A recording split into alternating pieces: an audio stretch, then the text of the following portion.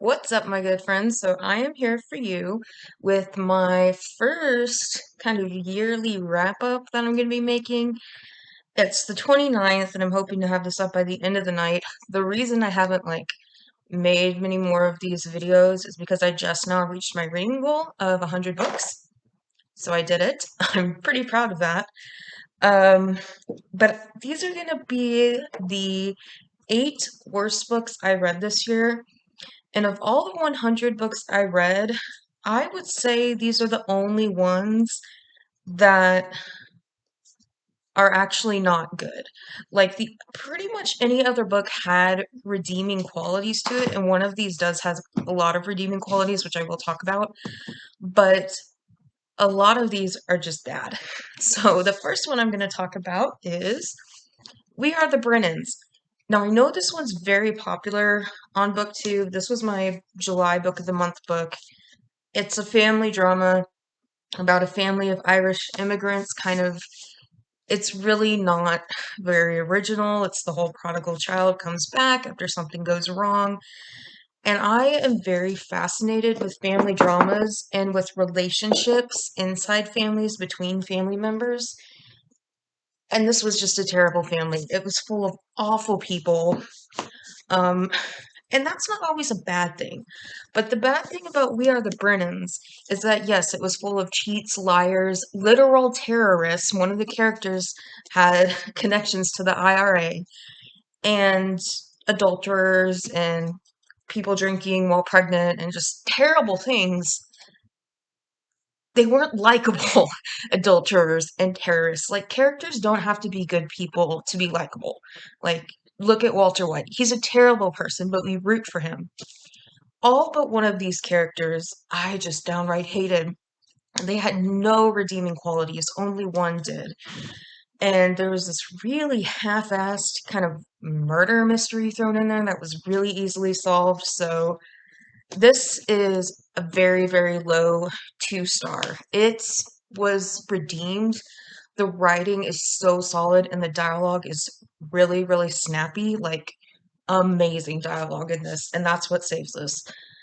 Also, it has a great cover too, but I'm going to be giving that to Half Price Books when I decide to go. And a lot of these I've already gotten rid of, so I'm not going to have them. Some of them were from the library.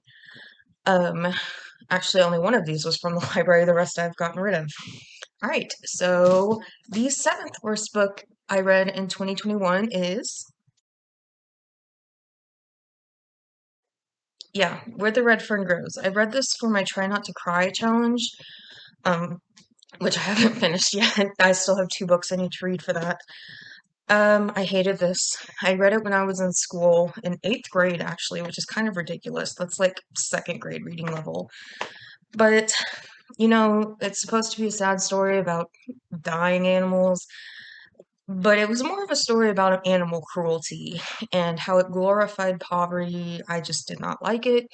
I thought the animal cruelty was over the top. I can't believe the scenario where his dogs dies, this kid's 15 years old. He lives in the middle of the Ozarks, and his parents send him out hunting without a firearm because his dad won't let him touch guns. I mean, how stupid are you? His animals get mauled by a friggin' mountain lion. Yeah, take a gun, kill the mountain lion. I don't know. There was just some logic issues and the animal cruelty. I'm not against hunting. Like, obviously, he should have killed that friggin' mountain lion with a gun. Like, you live out in the middle of nowhere. Animals are going to attack. Take something to protect yourself other than other animals. Ugh. So yeah, that one was bad. Next, the 6th worst book I read was, okay, so Eleanor and Park. This is a YA book. It was one of the very first books I read this year. I've heard a lot of people think this book is really offensive towards Asians, which I could see. There were a lot of dialogue markers in there, dialect markers, accent marks that could be pretty offensive to Asians. The main thing I didn't like was Eleanor. I just kind of thought she was gross. Like, some of her descriptions were kind of nasty, talking about how her face felt greasy and she wanted to suck up the steam that was coming out of her boyfriend's mouth because of the cold. Like, I even felt gross reading this. Like, so I didn't connect with it, and it was honestly kind of boring. It wasn't the kind of coming of age story that really moves me. I'm more moved by like the perks of being the wallflower type stories, and Eleanor and Park was just bleh. All right, so the next one is The Bone Ships. This one is kind of like a nautical Game of Thrones, and pretty much anybody who reads it says it's pretty disappointing. And I liked some of the stuff they did it, like women are kind of cherished for how many babies they can have, because I guess a lot of women die in childbirth, and the most revered woman of all time had born 13 children. And I mean, that was good to talk about that kind of roles of women in that society. But the plot was just blah, and the writing was not great. So, moving on. The Orphan Collector. This is about Spanish flu, one of the several books I read about Spanish flu this year. And what held this one back was just the writing. It had so many of my pet peeves in it. Like, one of my big pet peeves would be starting sentences with a gerund verb, like walking across the room, she tied her shoes, or like running to the window, she saw a plane in the sky. Like things like that are not like physically possible, and I really don't like that writing. And another one of my pet peeves would be like panic clawed at her insides instead of telling us kind of how she felt. Just give us the emotion. I didn't like it. So just the writing style. The story itself was good. I read this back in February when COVID was like, we were starting to get the vaccine. I got vaccinated in February, so it was a really relevant story. Obviously, it was about Spanish flu, and we're in the middle of COVID still, but didn't connect with the writing. All right, the third worst book I read this year was. I've talked about this one. I don't think I'm going to rant anymore about it. You can look up here on the screen to see. It's going to be either here or here. I think it's probably going to be here. Do you see a video I made where I go very in depth to why I hate the Nightingale? I hated it mostly because of the characters, and I found the prose underwhelming. Alright, next.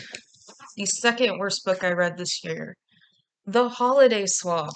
So I read this one because I read In a Holidays by Christina Lauren, and I mean, I did like most of that one. I won't go so far to say that I liked it, but you know, it was funny intentionally for a lot of it, but then there were like unintentional funny parts. This one was just terrible. I mean, the baking part of it, the twins switching paces at age 28 was just weird. They were lying to these guys, and one of the characters is a physician's assistant who goes out with this patient, which is really inappropriate. That should not happen. Um, yeah, thumbs down. There wasn't even any smut. Okay, so the worst book I read in 2021, The Cyborg Tinker by Meglitor. Not only was this book full of just plot logic that made no sense, you can't even call it logic, weird characters. Let me just read a random line from this. Like, literally, look, I'm going to turn to a random page. All right, slowly, Gwen removed her pistol from its holster at her belt. She didn't aim it at Rora, but the implication was clear. She's only going to reveal our plan to Aberkin a second time. She looked directly at Rora. You've proven that you can't put me or any of the people you've claimed to care about first. You only care about yourself, your stupid hand, and performing for the Emperor, so you can fend for yourself just as you wanted. But I won't let you put these people at risk anymore. This time, no one objected. Rora glanced at her friends, eyes pleading. Despite the conflict in their faces, warning between loyalty and betrayal, they looked away. Only one person spoke up. This isn't right. This book, let me read the first page, because I see how I tabbed it up? Starting with ing verbs, which is one of my pet peeves. Weird swearing, bad science, things happening out of order. How many times she told us Gwen was dying, Gwen's the main antagonist, and a continuity error. There were a few continuity errors, mainly confusing moons with planets. Like they can't perform surgery on a planet, but they're not on a planet, they're on a moon. Sometimes death required a change of scenery.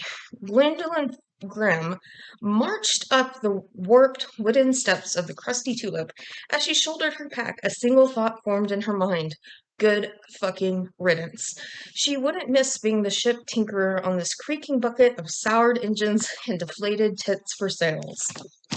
Alright, one, it's a spaceship.